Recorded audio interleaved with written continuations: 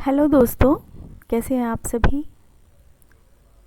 स्वागत है आपका मेरे यूट्यूब चैनल पर, जो आप सभी को इंग्लिश आपके इंग्लिश के लिए, आपके जितने भी कॉम्पिटिटिव एग्ज़ाम की आप तैयारी कर रहे हैं उनकी प्रिपरेशन के लिए बहुत ही यूज़फुल साबित होगा।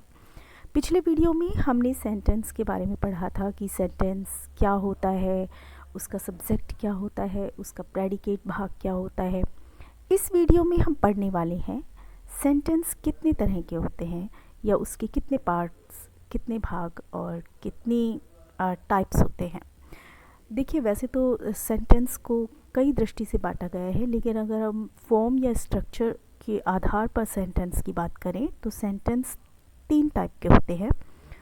सिंपल सेंटेंस, कंपाउंड सेंटेंस और तीसरा है कॉम्प्लेक्स सेंटेंस। इन तीनों ही सेंटेंसेस के बारे में हम आगे वीडियो में एक एक करके जानेंगे। तो चलिए, सबसे पहले हम देखते हैं सिंपल सेंटेंसेस को। सिंपल या सामान्य वाक्य क्या होते हैं। सिंपल सेंटेंसेस ऐसे ग्रुप ऑफ वर्ड्स होते हैं जिनका पूरा सेंस निकले, यानी जिनका पूर्ण भाव व्यक्त हो। ऐसे सेंटेंसेस सिंपल सेंटेंसेस कहलाते हैं। इनमें एक मुख्य वर्ब का आना बहुत ज़रूरी है। इसमें एक फाइनाइट वर्ब ज़रूर होती है, जैसे कि कुछ एग्जाम्पल्स की हेल्प से हम समझते हैं। The sun rises in the east. यहाँ पर राइज जो वर्ब है, ये मेन वर्ब के रूप में यहाँ पर यूज़ हुई है। The sun is subject, rise is verb. In the east, सूर्य पूर्व से उगता है। The sun rises in the east. Ram goes to school on foot. Ram school पैदल जाता है। मतलब पूरा भाव इस वाक्य का निकल रहा है। यहाँ किसी भी तरह के हेल्पिंग वर्ब का प्रयोग नहीं किया गया है। यहाँ एक ही वर्ब का प्रयोग किया गया है जो कि मेन वर्ब के रूप में प्रयोग हुई है। तो इस तरह के जो सेंटेंसेस होते हैं जो अपना पूर्ण भाव व्यक्त करते हैं, अपने आप में सिंपल सेंटेंसेस कहलाते हैं। इनका पूरा अर्थ निकलता है। अब दूसरे तरह के सेंटेंसेस कौन से होते हैं? Compound sentences. अब हम देखेंगे कि कंपाउंड सेंटेंसेस किस तरह के होते हैं। तो चलिए मूव करते हैं कंपाउंड सेंटेंसेस पे। कंपाउंड सेंटेंसेस ऐसे सेंटेंसेस होते हैं जिसमें दो या दो से अधिक कोऑर्डिनेट क्लॉजेस होते हैं। अर्थात इसमें एक सेंटेंस नहीं बल्कि दो क्लॉजेस का प्रयोग किया जाता है, और दोनों क्लॉजेस की अपनी अलग अलग वर्ब्स होती हैं। उनके अपने अलग अलग वाक्य और अलग अलग अर्थ होते हैं।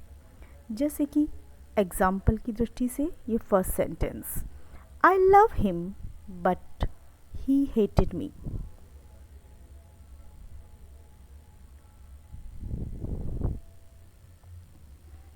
God made the country and man made the town. इस सेंटेंस को अगर हम देखें, गॉड मेड द कंट्री, भगवान ने देश बनाए हैं, लेकिन इंसानों ने टाउन बनाए हैं। तो इन दोनों ही सेंटेंस को हम देखें तो ये कोऑर्डिनेटिंग क्लॉजेस की, दोनों coordinating clause coordinate compound sentence जो हैं तो इनको फॉर्म करते हैं।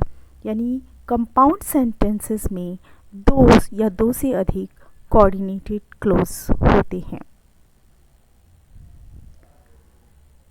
चलिए तीसरे वाले सेंटेंसेस के बारे में हम जानते हैं। तीसरे सेंटेंसेस जो होते हैं वो होते हैं कॉम्प्लेक्स सेंटेंसेस।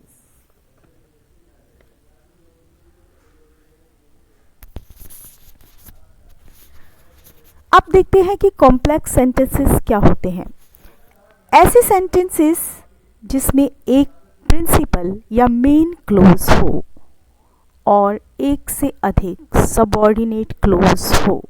यानी जो प्रिंसिपल क्लॉज है या मेन क्लॉज है उसका अपना एक सेंस होता है, लेकिन जो सबऑर्डिनेट क्लॉज है वो अपने आप में पूर्ण नहीं होता। वो अपने आप को पूर्ण तभी करेगा जब वो मेन क्लॉज के साथ जुड़ जाएगा। यानी ये जो सेंटेंसेस होते हैं कॉम्प्लेक्स सेंटेंस, ये एक दूसरे पर डिपेंड होते हैं। इन्हें इंडिपेंडेंट अपने आप में नहीं होते हैं, ये एक दूसरे पे डिपेंड होते हैं। जैसे कि इन्हें समझते हैं एग्जाम्पल की हेल्प से। He is a man whom we all respect. He is a man, अगर मैं इस सेंटेंस को देखती हूँ he is a man, अब इसका पूर्ण अर्थ नहीं निकल रहा है, यानी कि ये सबऑर्डिनेट क्लॉज है, ये किसी मेन क्लॉज पर, मेन वाक्य पर डिपेंड है। whom we all respect, जिसे हम सब सम्मान करते हैं। इसका मतलब ये हुआ कि इसमें जो एक क्लोज है वो दूसरे क्लोज पे डिपेंड है। इसीलिए इस तरह की जो सेंटेंसेस होते हैं जो सबऑर्डिनेट क्लोज के द्वारा जुड़े होते हैं, उन सेंटेंसेस को हम कॉम्प्लेक्स सेंटेंस कहते हैं। जैसे कि दूसरा सेंटेंस देखते हैं, if it rains we shall stay at home. अगर बारिश होती है तो, अगर मैं इस सेंटेंस को लूँ इफ़ इट रेन्स, तो ये अपने आप में पूर्ण वाक्य नहीं है, यानी इसे अपना अर्थ पूर्ण करने के लिए किसी दूसरे मेन क्लोज का सहारा लेना होगा। We shall stay at home, इसलिए हम घर पर रहेंगे। अगर बारिश होती है तो हम घर पर रहेंगे। हम घर पर रहेंगे, इसका अर्थ पूर्ण निकल रहा है, लेकिन इफ़ इट रेन्स, इस क्लोज का अर्थ अपने आप में पूरा नहीं है, यानी ये दोनों एक दूसरे पर डिपेंड हैं। इसलिए इस तरह के जो सेंटेंसेस होते हैं जो एक दूसरे पे डिपेंड होते हैं, उन्हें कॉम्प्लेक्स सेंटेंसेस कहा जाता है।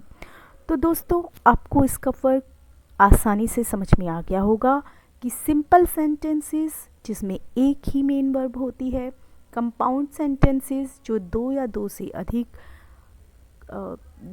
से अधिक कोऑर्डिनेटेड क्लोज जिनमें होते हैं और वो कंजंक्शन से जुड़े होते हैं। इसी तरह से कॉम्प्लेक्स सेंटेंसेस होते हैं जिसमें एक मेन क्लोज होता है और दूसरा सबऑर्डिनेट क्लोज होता है, और दोनों ही एक दूसरे पर डिपेंड होते हैं।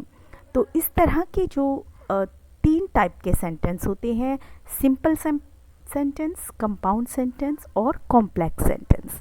आई होप कि आपको वीडियो अच्छे से समझ में आ गया होगा और तीनों ही तरह के सेंटेंसेस, इनके आपस में जो डिफरेंसेस हैं वो आपको समझ में आ गया होगा। तो इसी तरह के वीडियोस देखने के लिए मेरे चैनल पे बने रहिए और मुझे सब्सक्राइब कर लीजिए। Thank you.